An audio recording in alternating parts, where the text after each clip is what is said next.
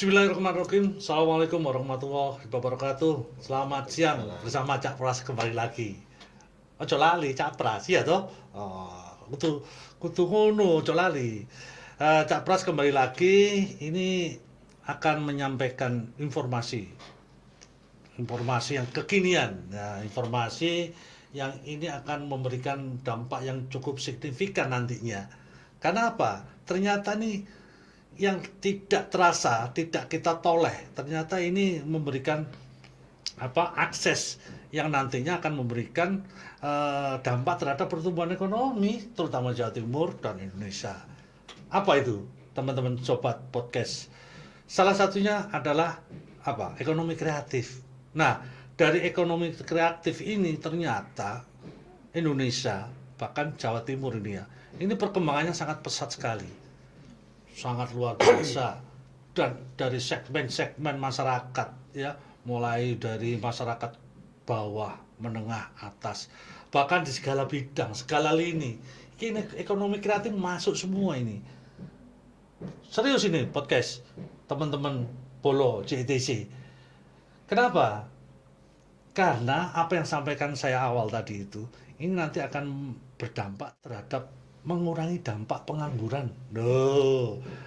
Ya toh, iso digawe kerja, iso digawe golek dhewe. Lah, ini dampaknya cukup luar biasa. Apalagi di era digitalisasi sekarang ini.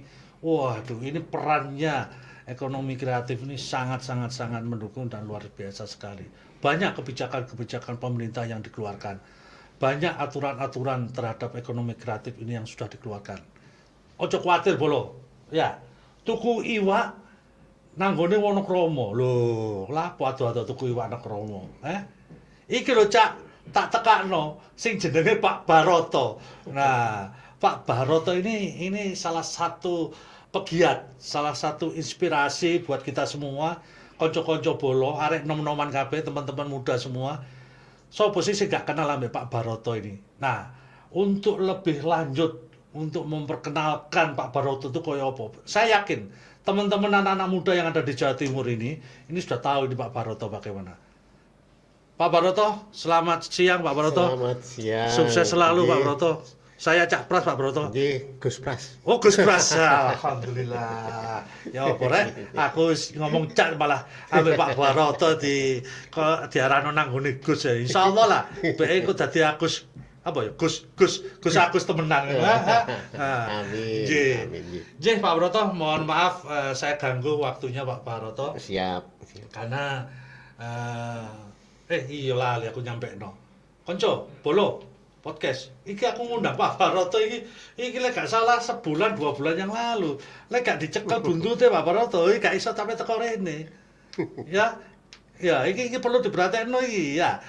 Jadi gini Pak Baroto. Ini perkembangan era digitalisasi, perkembangan ekonomi kreatif yang nantinya tertuju pada industri kreatif. Ini akan menjadi sesuatu yang cukup signifikan seperti yang saya sampaikan awal tadi, bahwa ini nanti akan bertumbuh dan ini akan menjadi sesuatu yang menghasilkan ya jare arek Surabaya cuan sing rada lumayan iki Pak gitu loh. Nah, menurut Pak Baroto sendiri animasi yang ada di Indonesia atau khususnya di Jawa Timur lah, menurut pandangan Bapak sendiri bagaimana Pak Baroto? Nggih, Gus. Cak Pras saya lah. Aku sungkan aku. Terima kasih. Ya. Tadi sudah di entry dengan sangat jelas saya rasanya. Ya. Jadi memang menurut saya memang animasi di Jawa Timur itu sungguh suatu potensi yang sangat besar. Ya. Itu sudah lama sebetulnya, Cak Pras. Sudah mungkin 20-30 tahun yang lalu. Gitu ya? Ya. Hanya memang perkembangan teknologi itu cukup membantu. Ya. Dulu memang potensi ada tetapi sulit untuk bisa di broadcast ya. Sulit untuk dilihat. Karya ada tapi terus ini bagaimana pemirsa bisa nonton gitu ya. Terus kemudian bagaimana bisa dikomersialisasi. Satu-satunya jalan dulu itu hanya masuk televisi, masuk TV. Lah TV itu kan dulu ya mohon maaf ya, dulu kan apa ya, kemelindi. Masuk ke sana susah gitu Iya, ya. iya, Dan iya. harganya mahal sekali. Betul, Sehingga waktu betul. itu para pejuang-pejuang animasi itu bisa dikatakan itu frustrasi Kalau nggak biasanya. salah stasiun TV pada saat itu masih Wah, masih dihitung ya, masih bisa iya, dihitung dengan jari ya itu Pak Broto ya. jari. Dan untuk bisa masuk ke TV itu satu susah, yang kedua hitungannya detik. Satu detik Oh, ya, ya, berapa ya, ya, berapa ya. juta gitu. Oh gitu ya, Iya, ya, ya. akhirnya teman-teman mencari sponsor, mencari ini, dan akhirnya juga apa namanya itu kesulitan gitu ya.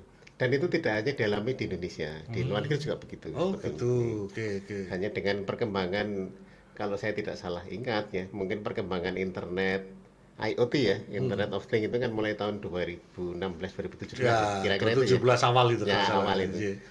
di mana handphone sudah mulai Ya, masuk smartphone gitu ya kan. betul. Terus kemudian orang-orang meninggalkan tanda petik SMS itu ya. Kemudian masuk ke era WA gitu. Ya, Nah, disitulah yang namanya gantian pemain. ya Ini betul, stasiun betul. TV mulai harus memberikan jalan Iya, kan. iya, Akhirnya iya. teman-teman itu dengan begitu bebas mengekspresikan gitu. Sampai hari ini ya bisa masuk ke, kalau saya sebut merek ya, bisa masuk ke YouTube gitu ya, bisa Hmm. punya station sendiri, Ya, ya, terus ya. kemudian perkembangan lagi mungkin short YouTube gitu ya, Iya. kemudian short video sekarang mulai rame dengan apa namanya TikTok, Ya, Instagram ya, dan sebagainya. iya. Itu semua adalah wahana-wahana yang sangat membantu pertumbuhan gitu ya.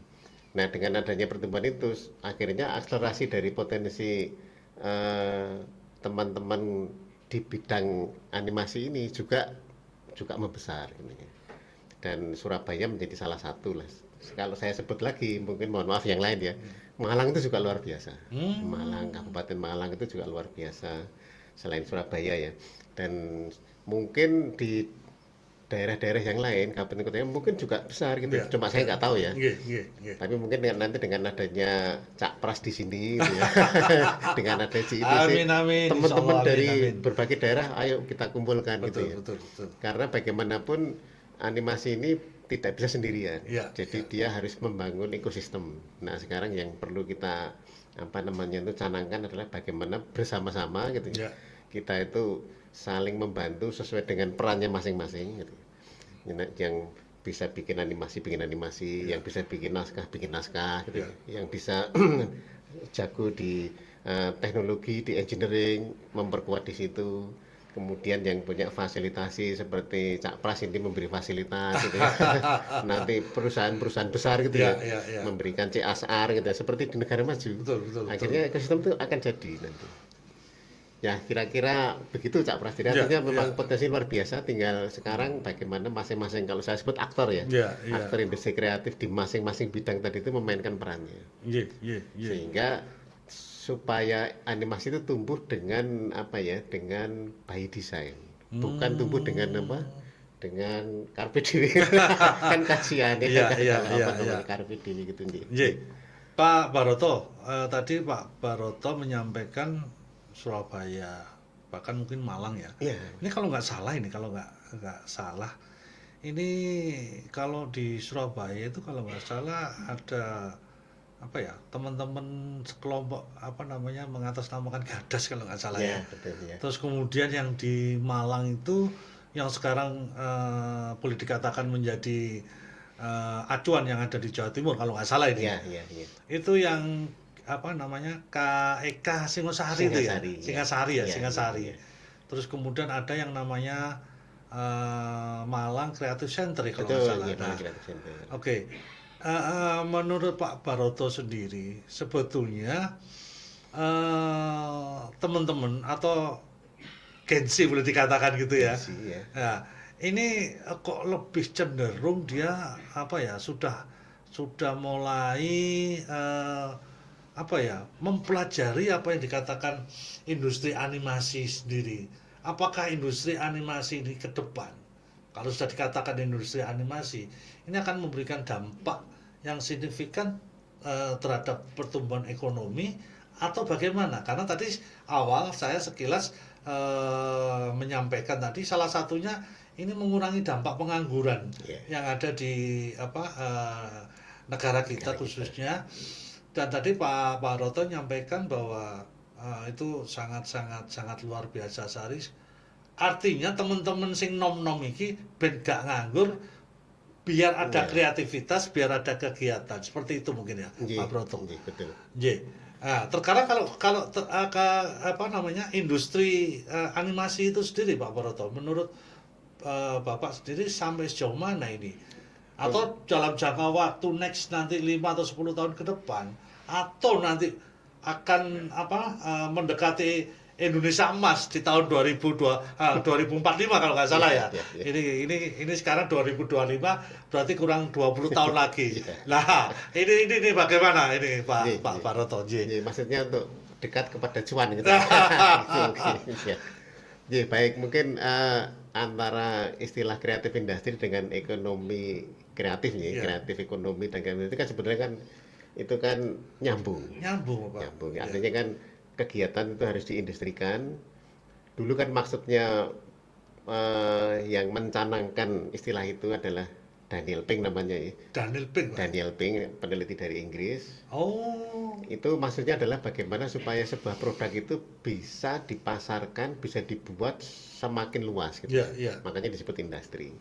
Nah, industri ini kalau dia berguna, bermanfaat, nanti pada gilirannya akan bisa menghasilkan kegiatan ekonomi. Nggih, Yang itu apa namanya itu seperti domino. Ah, Jadi contohnya misalnya di bidang musik misalnya gitu.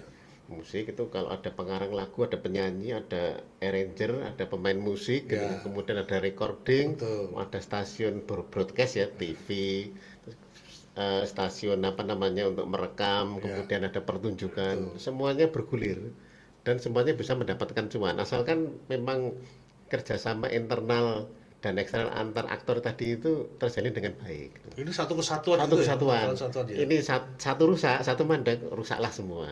Nah, itulah yang menjadi tantangan kita. Iya, iya, iya. Nah, sekarang kembali ke industri animasi. Iya.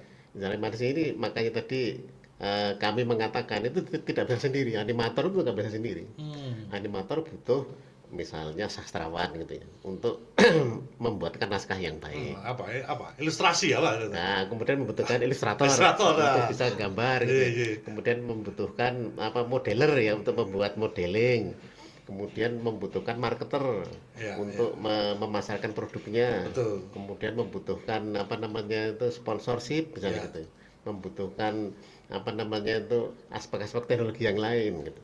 Dan tentunya membutuhkan pekerjaan kan gitu kan. Jadi memang ada apa namanya itu organisasi-organisasi yang secara kontinu memberikan job gitu kepada Iya, para iya. animator ini sehingga akan menjadi suatu bangunan yang memang apa namanya itu kokoh kan gitu kan. Nah, untuk menjadi cuan bisa macam-macam karena animasi itu berbasis pada fungsi pertama kan itu.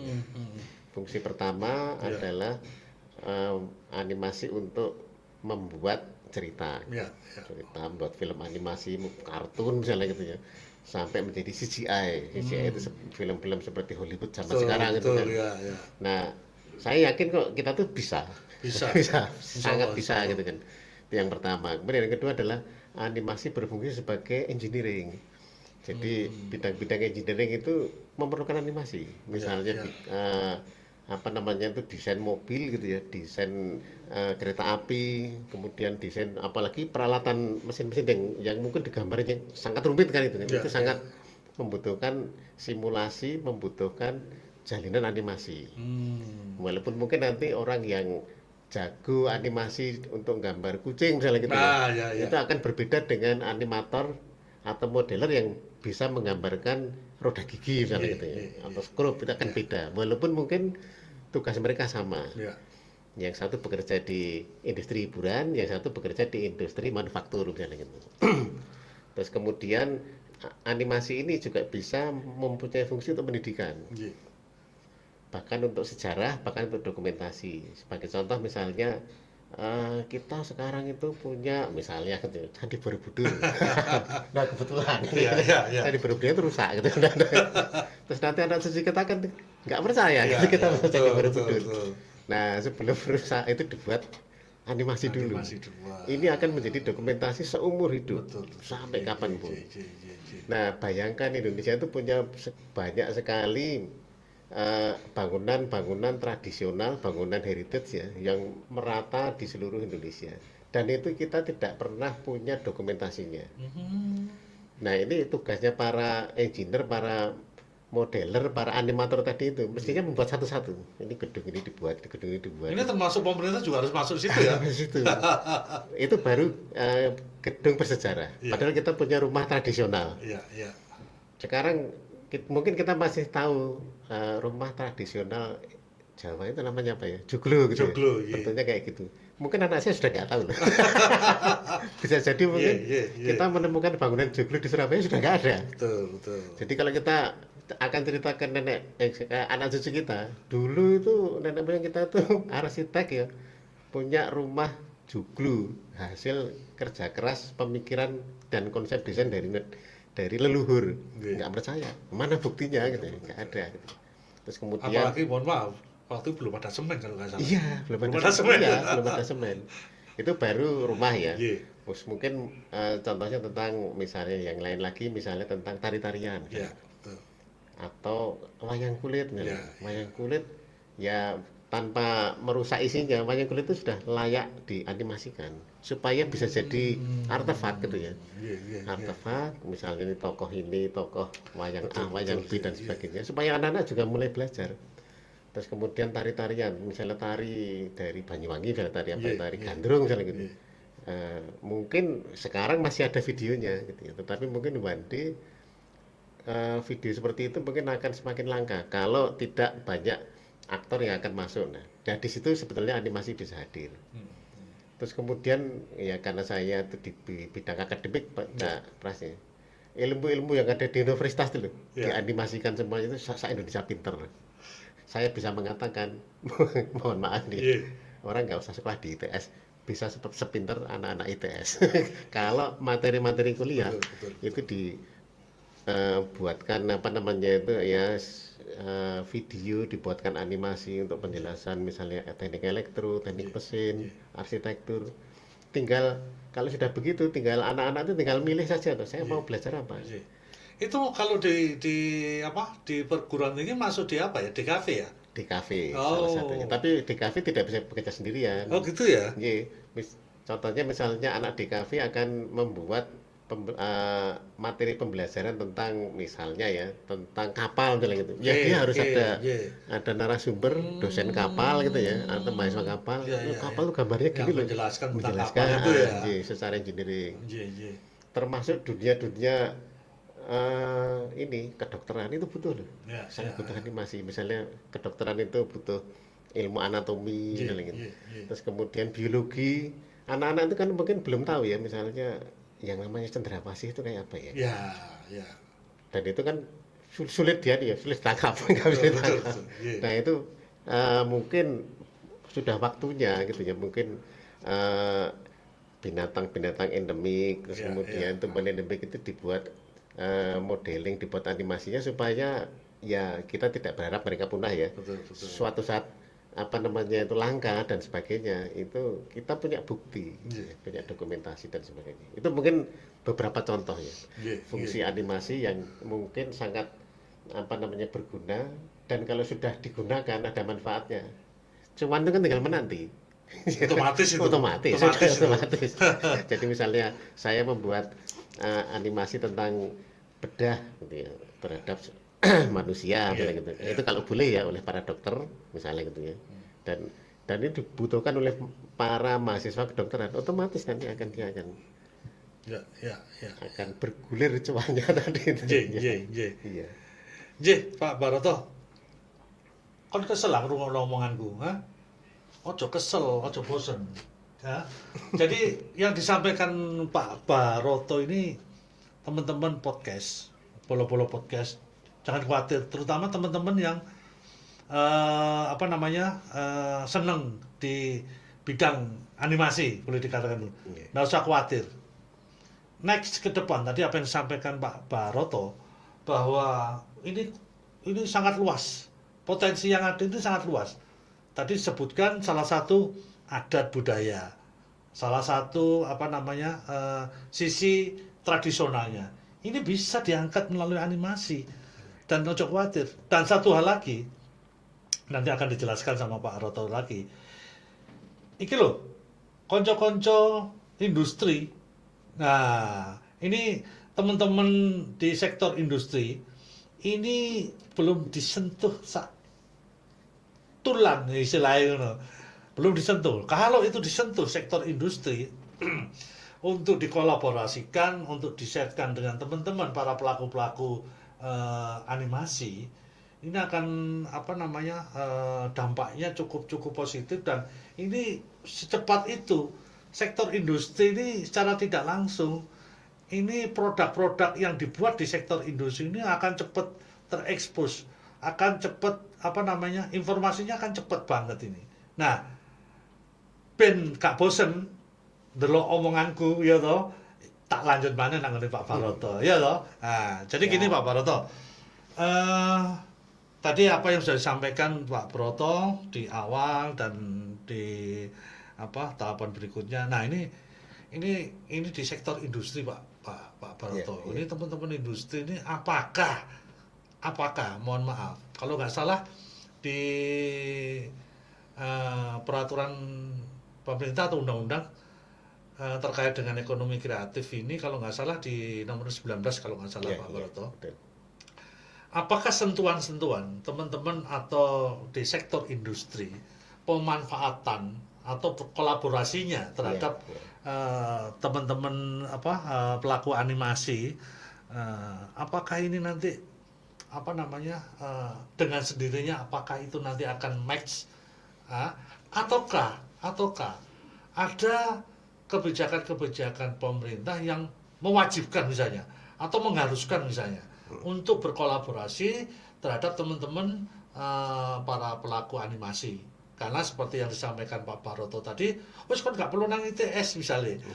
Karena kalau saya melihat sekarang ini pertumbuhan ekonomi di sektor pendidikan, khususnya di perguruan tinggi ini sudah banyak bermunculan. Wah, di situ ada jurusan animasi masing. Belum lagi teman-teman adik-adik kita yang di SMK kalau nggak salah. Di SMK sudah ada pola pembelajaran ataupun kurikulum terhadap penyampaian materi terhadap animasi. Belum lagi para pegiat-pegiat, belum lagi teman-teman asosiasi macam-macam dan sebagainya. Nah, ini di sektor industri Pak Baroto. Menurut Pak Baroto sendiri ini bagaimana? Apakah nantinya itu bisa dipertemukan atau memang harus ada peran pemerintah untuk memfasilitasi itu sebagai jembatan agar teman-teman pelaku animasi ini bisa ketemu langsung dengan sektor industri. Monggo, Pak Baroto. Baik. Jadi sebetulnya animasi itu kan lautan luas sekali. Dan animasi mungkin secara proses itu kan dimulai dari proses kreatif untuk menghasilkan gambar atau model kan itu. Nah, begitu ngomong gambar atau model ini sesuatu yang wajib ada sebelum digerakkan menjadi benda bergerak gitu ya. Sebelum dianimasikan, dianimatkan lah kira-kira gitu. Nah, yang disebut dengan modeler itu macam-macam. Jadi kalau contohnya di sektor industri manufaktur, misalnya katakanlah mobil misalnya, itu butuh gambar mobil, butuh orang mendesain mobil. Mobil banyak komponen, masing-masing digambar satu persatu. Nah, jadi artinya memang modeling itu dibutuhkan di dunia manufaktur, dan itu wajib saya rasa. Artinya wajib secara faktual. Industri kalau nggak punya modeling digital yang fungsinya nanti bisa dianimasikan, dia nggak akan bisa membuat mobil tadi itu. Ya mungkin kalah bagus, kalah cepat dengan pesaing. Mungkin ya mobilnya tidak presisi gitu ya, mobilnya mungkin ya menceng semua. Jadi mungkin dengan mobil-mobil yang sekarang itu sangat canggih, mungkin akan ketinggalan. Itu contoh di sektor industri manufaktur. Terus nanti di industri perkapalan misalnya gitu. Itu mungkin agak mirip ya, karena memang yang dibangun adalah benda-benda teknik kan itu. Dan itu butuh animasi. Terus tadi saya juga sempat menyinggung di dunia biologi. Contohnya kedokteran. Terus kemudian itu ilmu-ilmu pertanian. Terus kemudian binatang, terus kemudian tumbuh-tumbuhan itu juga sangat butuh apa namanya animasi, sangat butuh modeling. Perkara nanti akan menjadi animasi seperti apa tergantung masing-masing fungsinya tadi itu. Ya. Belum yang tadi yang sangat mendasar adalah animasi dalam bentuk film kartun kan Nah, itu. itu kan beda lagi. Betul. Sehingga sebetulnya animator modeler tadi itu dibutuhkan di setiap bidang gitu ya. Jadi misalnya anak-anak yang seneng apa namanya gambar kartun misalnya gitu ya, mungkin anak-anak seni misalnya Iya. gitu. Ya tentunya mereka alirannya akan ke sana. Dia nggak akan suka secara umum ya, mungkin disuruh gambar mobil nggak akan suka, kan. Disuruh gambar mesin nggak akan suka karena memang mungkin passionnya beda. Walaupun mungkin dua bidang ini sama-sama menghasilkan model dan sama-sama menghasilkan animasi. Iya, iya. Dan ada fungsi yang lebih lanjut yang industrinya luar biasa besar, Cak Pras. Itu adalah turunan dari animasi yang namanya game. Game itu luar biasa. Jadi mungkin kalau kita melihat hasil riset dunia tentang game ya, mungkin saya sebut saja mungkin Genshin Impact dan sebagainya itu. Wah, itu luar biasa. Itu satu industri itu omsetnya bisa sekitar 1 tahun ya, itu bisa sekitar 200 triliun. Ya. Dan itu tidak pakai modal pabrik fisik, bayangkan. Ya, ya, ya. Dan 200 triliun itu berapa kali dari anunya, dari apa namanya modal kerja dia gitu ya. Dan itu saya pikir kalau apa namanya teman-teman akan anak-anak muda Indonesia, saya yakin sangat kreatif akan fokus di sana, saya yakin kok bisa gitu. Itu ya. Karena apa namanya kita melihat game itu dulu miliknya anggap saja Amerika, sekarang kan menggeser. Sekarang ke Cina kan ya. Cina. Nah, ini persaingan ini. Nah, gitu. Persaingan luar biasa, dan Cina ini kalau saya lihat sekarang ini pertumbuhannya waduh. Luar biasa ya. Hampir menyamai bahkan melebihi sedikit lah dengan Amerika kalau nggak salah. Iya, betul. Nah, jadi apakah tadi diperlukan kebijakan gitu? Kalau ada ya memang bagus gitu ya. Gitu ya? Iya. Oke. Kalau ada, karena bagaimanapun industri ini butuh perlindungan, butuh kebijakan. Kalau dari untuk pemerintah. industri makanan minuman, Sebetulnya untuk apa namanya itu animasi itu untuk apa saja sebetulnya. Jadi mau bikin handphone, bikin industri makanan minuman itu sebetulnya sekarang ini dimodelkan di dalam komputer kan gitu kan. Terus kemudian dibuat komposisi ya, nanti misalnya ini mesin pembuat cookies. Kalau kita cookies kan ya manual. Nah, sekarang kan banyak apa namanya mesin-mesin itu kan membuat cookies langsung gitu, mungkin kue kering. Cookies hanya salah satu produk lah gitu. Itu dimodelkan dulu di dalam komputer sampai akhirnya si mesin tadi itu bisa menerjemahkan. Nah, fungsi model tadi itu bisa diangkat menjadi iklan. Jadi kalau bikin iklan pakai model tadi itu, ya modelnya tinggal dikasih warna, digerakkan, akhirnya jadi promosi. Nah, ini nanti jadi apa? Jadi turunkan lagi jadi tadi apa namanya kemasan. Nggak usah gambar ulang, kemasnya dari model yang sama tadi itu. Langsung. Jadi terintegrasi.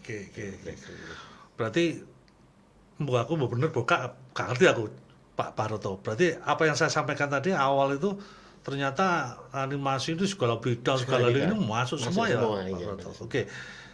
Sekarang berikutnya Pak Baroto, kalau untuk dukungan ekosistem terhadap sumber daya manusia itu terus seperti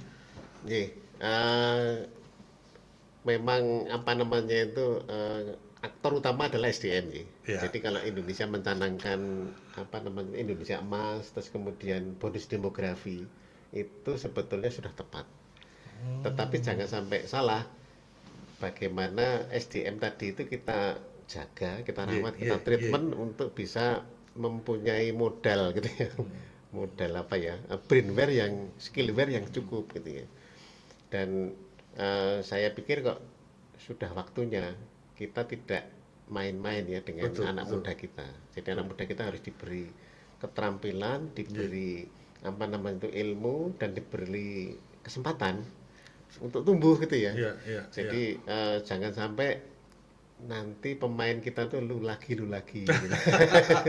Dan ini yang tidak terjadi di negara-negara maju. Di Cina itu sebagai contoh ya, hari ini saya mendapatkan kabar nih akhir-akhir ini itu Beijing saja itu sedang mengembangkan 5.000 startup di bidang AI. 5.000 loh, dan itu satu kota. Padahal Cina tuh punya berapa kota besar? Ya ada Shenzhen, ada Shanghai. Sebentar Pak Baroto. Iya. Mewajibkan seperti itu berarti seluruh sarana prasarana Di ditanggung oleh pemerintah. di pemerintah Ya. dan mereka dilindungi, Oh gitu. dilindungi. Jadi investor asing mau Iya, bajak iya. itu nggak bisa. Oh, Sampai mereka sampai jadi segitunya ya, sampai Baroto. segitunya. Itu Oke, saya oke, menggambarkan oke. betapa seriusnya pemerintah mereka terhadap Betul. anak mudanya. Ya, ya, ya, ya. Karena anak muda itu aset gitu ya. Kalau sampai anak muda ini tidak memiliki kapasitas yang bagus, Betul, betul, betul. bahaya. Negara itu bahaya. Ya, ya, ya. Ya kan, tadi itu yang seperti disinggung Cak Pras tadi itu. Bukan hanya memberikan pekerjaan, kalau mereka nganggur bahaya sekali. Ya, ya, ya, betul, betul, betul, Dan betul. rasanya kok kita tidak boleh tidak boleh terlena lah Tak gitu ya. terlena dan pesimis. Ya, Ya. betul, dan terlena. Pak Baroto, apa namanya, untuk prospek ke depan, Iya. animasi ini sejauh mana sih untuk memberikan dampak yang signifikan yang seperti saya sampaikan tadi terhadap peningkatan pertumbuhan baik di sumber daya manusia ataupun secara menyeluruh terhadap ekonomi yang ada di Indonesia maupun di Jawa Timur khususnya. Iya. Jadi tinggalan sebetulnya kita tuh berkumpul bersama para aktor tadi menjadi sistem yang bagus dan Iya. banyak apa namanya perwakilan. Gitu. Karena animasi itu bisa kemanapun gitu ya, modeling, Iya, komputer sama seperti kita memegang aplikasi sama sebetulnya. Jadi animasi dan modeling komputer itu di sektor otomotif dibutuhkan. Mobil sekarang itu begitu masuk kan sudah, iya kan? Iya. Jadi artinya kan Betul. itu para para animator, para modeler yang bekerja di sana di pabrik mobil gitu ya di Cina itu sehingga anak-anak muda bikin apa namanya itu aplikasi yang berbasis animasi untuk mobil. Karena itu adalah namanya human user interface kan ya. Iya, iya. Jadi bagaimana si manusia tadi itu berinteraksi dengan mobilnya. Kalau zaman dulu kan mobil nggak pakai otak Ya. seperti itu kan ya. Iya, Karena iya. semua manual. Sekarang mobil bisa diajak seperti teman kan gitu kan. Mau pergi kemana, tolong bukain pintu gitu. Kan gitu. Iya, iya. Itu apa namanya itu satu bidang di otomotif. Nanti satu bidang lagi di kedokteran, satu bidang di pertanian. Jadi sebetulnya semua perwakilan kalau mau itu mestinya bisa kita ketemukan untuk ayo bagaimana kita apa namanya itu menjalin misalnya gitu memperkuat industri modeling animasi sampai ke AI di bidang masing-masing. Iya, iya. Jadi nggak terbatas. Jadi apa namanya kalau dulu animator itu adalah film kartun, animator hanya para seniman itu sekarang sudah tidak lagi terbatas seperti Terbatas itu. seperti itu Iya, sih, Pak. sekarang sudah kemana-mana. Jadi luas banget ya. Luas banget. Berarti kesempatan teman-teman rekan-rekan muda semua ini ternyata apa namanya tidak harus main gadget, tidak harus hanya sekedar main game Iya, misalnya betul, gitu. iya. Tapi untuk yang lebih daripada itu ini akan apa namanya berdampak terhadap pengembangan ataupun edukasi Betul ya. terutama teman-teman di sekitar kita atau teman-teman di sekitar lingkungan dan sebagainya yang itu nanti akan memberikan apa namanya dampak yang cukup signifikan bahwa apapun yang kita lakukan ternyata ini berdampak pada aktivitas Iya. kita sehari-hari Kita dan sehari-hari. ini secara otomatis nanti akan berimbas pada kemanfaatan apa yang kita masing-masing kita lakukan gitu ya, Ji. di bidang Apa masing-masing bisa ya. masing-masing Betul ya. ya, betul. Ji, Pak Baroto sekarang untuk tantangan Pak Baroto. Nah ini karena terus terang aja Pak Baroto ini di beberapa 2 tahun terakhir ya 2 tahun terakhir ini memang banyak apa namanya tumbuh apa namanya studio-studio animasi Ya, ya. ya. Mulai dari apa namanya Solar Animation Studio, terus kemudian Zeus yang animation yang ada di Malang, Ya, ya. terus kemudian belum lagi Ciyo kreatif yang ada di Malang, belum lagi Oro Studio, belum lagi Moka dan sebagainya, dan mungkin tadi yang saya sampaikan Gadas ini mereka itu sekarang itu banyak bertanya. Artinya banyak bertanya itu begini Pak Baroto. Ini kalau saya nanti bikin produk saya, sektor-sektor yang lain ini akan berimbas dengan apa yang saya lakukan. Seperti contoh misalnya banyak studio-studio yang bermunculan, terus kemudian banyak peminat-peminat anak-anak muda yang pengen masuk di situ, belajar dan sebagainya. Nah, setelah itu piye gitu loh. Ya, ya, ya. Nah, karena dari beberapa masukan sebetulnya mereka itu pengen wadah dan sarana dari pemerintah. Ya. Salah satunya promosi dan edukasi. Baik promosi itu melalui pameran ataupun promosi melalui kegiatan-kegiatan yang semuanya itu terfasilitasi oleh pemerintah. Nah, sampai detik ini pun mohon maaf, pemerintah sendiri hanya masih melihat dari sisi perkembangan animasi itu sendiri. Tapi sampai sejauh apa yang disampaikan Pak Baroto tadi, seperti contoh yang pemerintah Cina memfasilitasi sarana prasarana untuk membuat 5.000 AI kalau nggak salah ya. AI. Nah, ini sebetulnya tantangan-tantangan seperti itu yang ke depan itu harus bagaimana Pak Baroto? Apakah harus duduk bersama yang disampaikan Pak Baroto tadi, ataukah dimunculkan suatu kebijakan-kebijakan ataupun aturan-aturan untuk memberikan wadah, sarana atau tempat bagi teman-teman para pelaku-pelaku animasi. Jadi memang hidup itu kalau nggak ada tantangan nggak sih. Betul Pak Baroto. Betul. Dan biasanya dunia yang seksi gitu ya, itu pasti tantangannya besar. Itu sudah alamiah saya rasa gitu ya.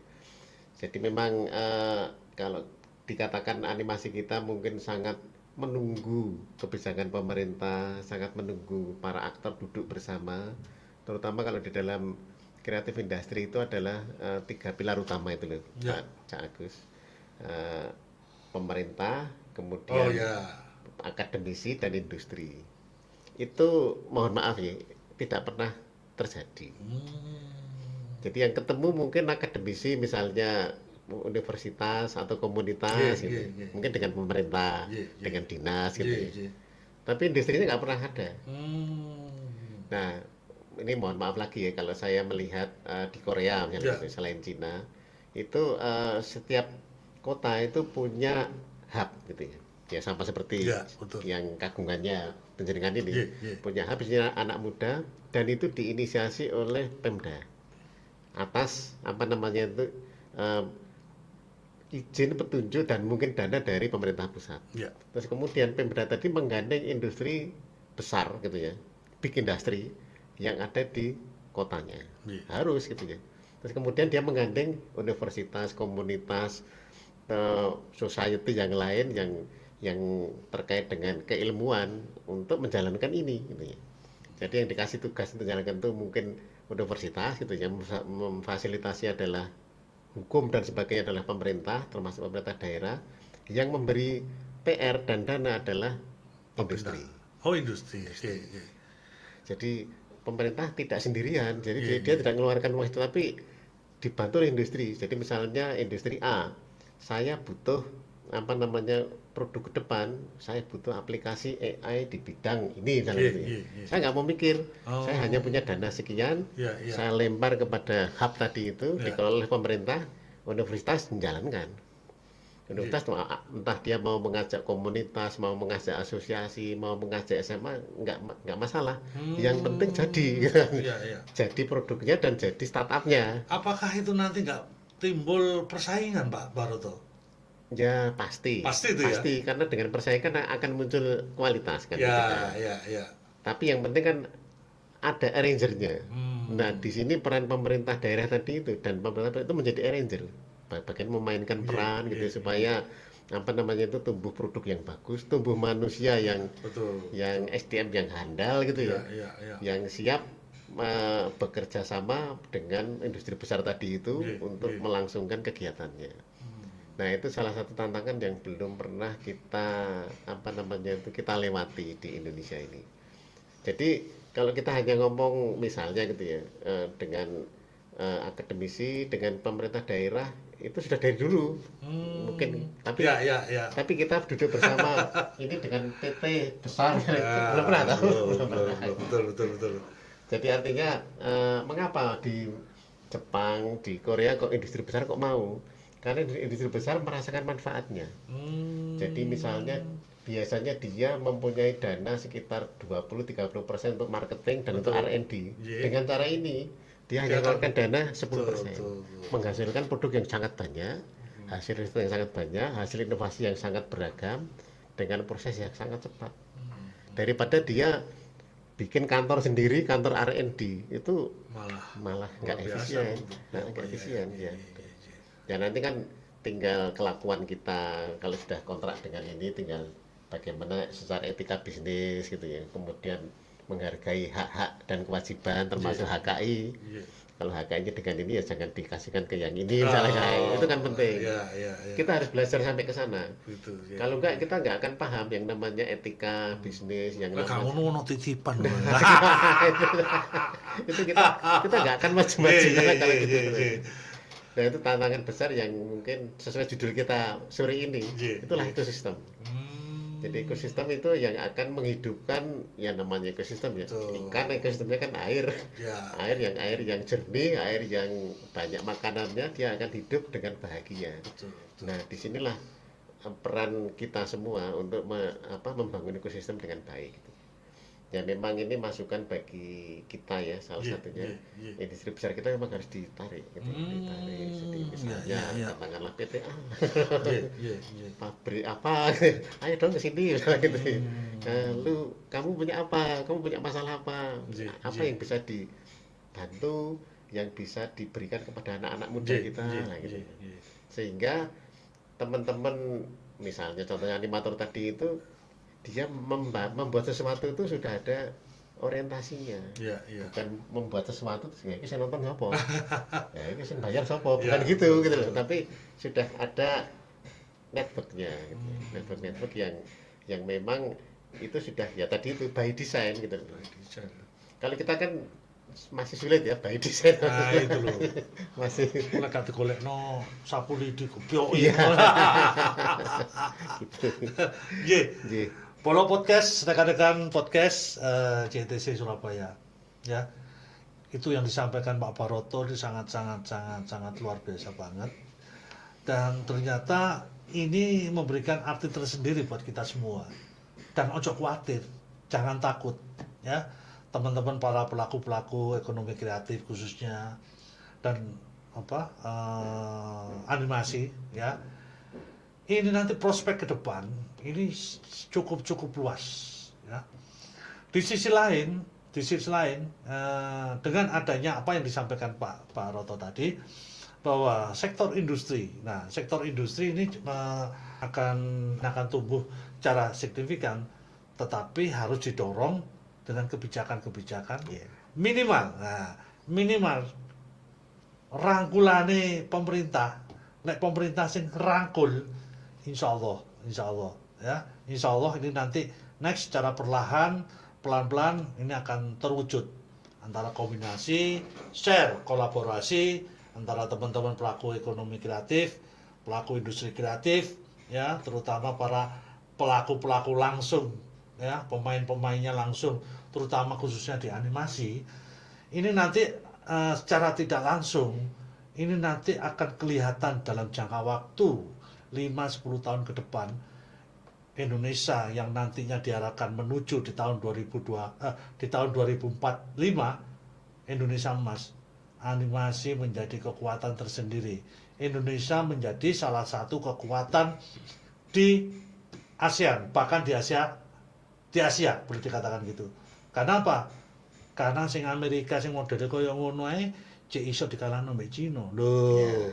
Indonesia apa gak iso. Wis, ojo khawatir bolo, rekan semua, dan saya ucapkan terima kasih banyak kepada Pak Baroto Terima atas waktu dan tempatnya. Sama-sama.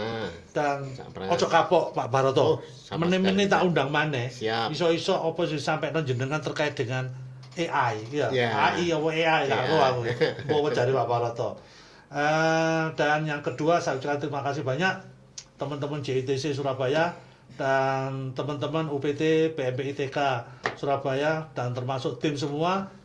Tanpa kon-kon kabeh Cak Pras gak iso urip koyo ngene iki. Ya, iya. Gak iso ngomong ambek Pak Baroto koyo Iya. ngene iki. Betul. Ya, terima kasih semuanya. Saya akhiri, tetap semangat. Bila taufik wal hidayah. Wassalamualaikum warahmatullahi wabarakatuh.